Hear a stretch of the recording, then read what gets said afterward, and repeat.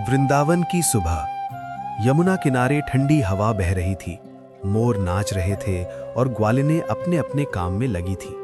लेकिन आज कुछ अलग था। गांव में हर कोई परेशान था। अरे, फिर से माखन गायब? एक ग्वालिन चिल्लाई। दूसरी बोली, मैंने तो मटकी छत पर रखी थी, फिर भी चोरी हो गया। तीसरी ग्वालिन गुस्से में बोली, अब तो हद हो गई, ये काम किसी और का नहीं, सिर्फ और सिर्फ नंदलाल का है। सब एक साथ बोले, श्री कृष्ण। ये सब बातें राधा तक पहुंची। राधा ने भौहें चढ़ाते हुए कहा, अब बस, रोज रोज की ये चोरी अब नहीं चलेगी। एक सखी बोली, तो क्या करे राधा? राधा मुस्कुराई, लेकिन वो मुस्कान शरारती थी। इस बार हम कृष्ण को ऐसा सबक सिखाएंगे कि वो जिंदगी भर याद रखेंगे। सब सखियों उत्साहित हो गईं। क्या प्लान है? सबने एक साथ पूछा। राधा बोली, हम एक खास मटकी तैयार करेंगे जिसमें माखन तो होगा, लेकिन उसके नीचे छुपा होगा रंग और पानी। एक सखी हंसते हुए बोली, और जैसे ही कृष्ण माखन चुराने आएंगे, छपाक, पूरा रंग उन पर गिर जाएगा। सब सखियां जोर जोर से हंसने लगीं। उधर श्री कृष्ण अपने दोस्तों के साथ बैठे थे। एक ग्वाल बाल दौड़ता हुआ आया। कृष्ण, आज कुछ गड़बड़ है। राधा और उनकी सखियां कुछ प्लान कर रही हैं। कृष्ण ने आंखों में चमक के साथ कहा, अच्छा, तो राधा मुझे पकड़ना चाहती हैं। एक दोस्त बोला, हाँ, और इस बार लगता है वो सच में तैयार हैं। कृष्ण हंस पड़े। तो फिर खेल और मजेदार होगा।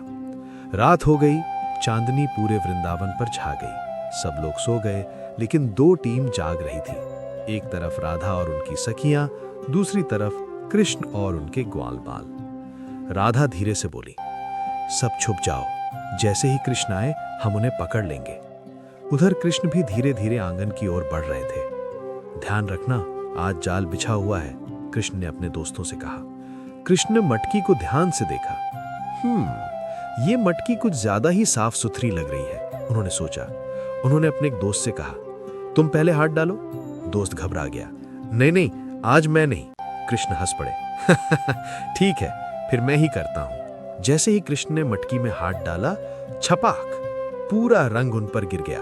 कृष्ण पूरी तरह रंग बिरंगे हो गए। राधा की जोरदार एंट्री।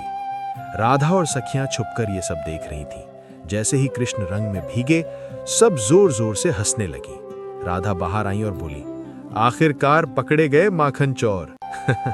एक सखी बोली, अब तो सजा मिलेगी। कृष्ण कुछ देर चुप रहे, फिर धीरे से मुस्कुराए। उन्होंने अपनी बांसुरी निकाली और बजाना शुरू कर दिया। जैसे ही धुन गूंजी, राधा और सखियां धीरे धीरे उस संगीत में खोने लगी।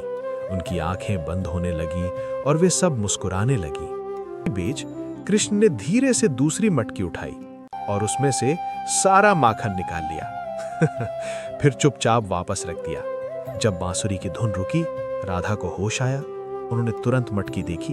अरे, ये खाली कैसे हो गई? सखियां भी हैरान रह गईं। कृष्ण हंसते हुए बोले, राधा जी, आपने जाल तो अच्छा बिछाया था, लेकिन मुझे भूल गईं।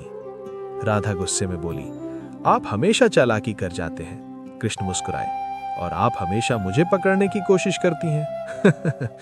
राधा बोली, अगली बार मैं जीतूंगी। कृष्ण हंसते हुए बोले, मैं हारने के लिए तैयार हूं, अगर आप मुस्कुराती रहें।